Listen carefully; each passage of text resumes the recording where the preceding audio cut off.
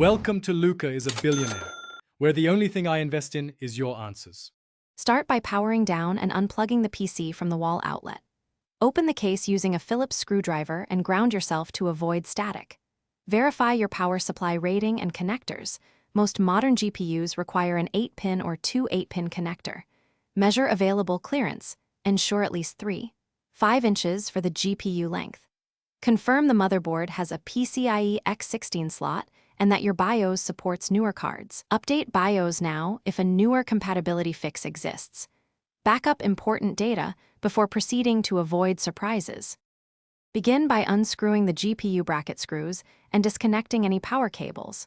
Release the PCIe slot latch gently and pull the old card straight out of the slot. Align the new GPU with the PCIe X16 slot and lower it slowly until the latch clicks into place. Secure the card to the case using 2 bracket screws to prevent sagging.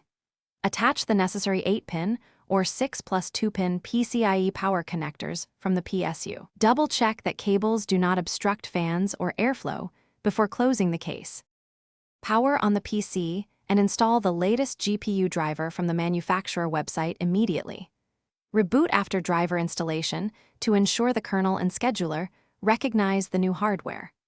Run a benchmarking or stress test to validate stability and performance under load. Monitor temperatures using monitoring software and keep peak GPU temperatures below 85 degrees C for safety. Update power and fan profiles in the driver software to balance noise and performance. If encountering crashes, reseat the card, verify power connectors, and test with a different PCIe slot if available. Thanks for watching and please subscribe. It's the best investment you'll ever make.